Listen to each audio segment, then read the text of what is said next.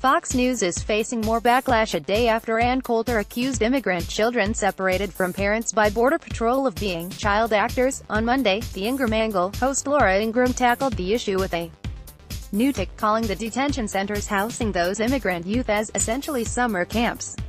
As more illegal immigrants are rushing the border, more kids are being separated from their parents, Ingraham said on her TV show. And temporarily housed at what are, essentially, summer camps. According to The Hill, the Fox News host also cited a San Diego Union Tribune article comparing one of the detention centers to boarding schools. Liberals have seized on the separated children and turned the entire image into a political weapon. Ingraham continued, attempting to emotionally manipulate the public perception of immigration enforcement. Laura Ingraham describes the detention facilities where children are sent after being forcibly separated from their parents as essentially summer camps. pic.twitter.com/K6O3LBS6Q.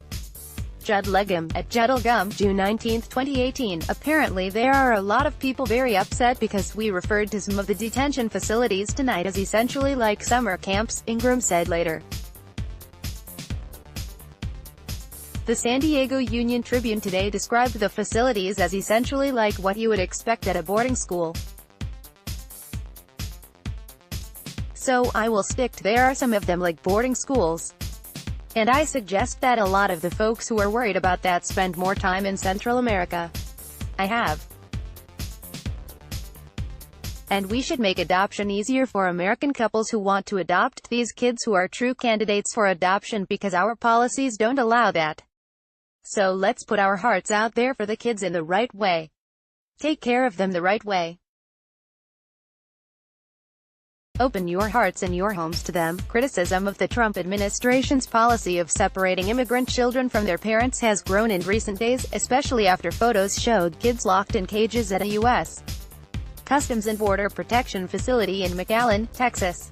An audio recording released Monday captured the voices of a small Spanish-speaking child crying, "Papa. Papa, U.S."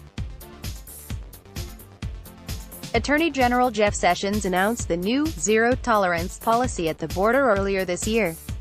Nearly 2,000 children were separated from their families over a 6-week period in April and May.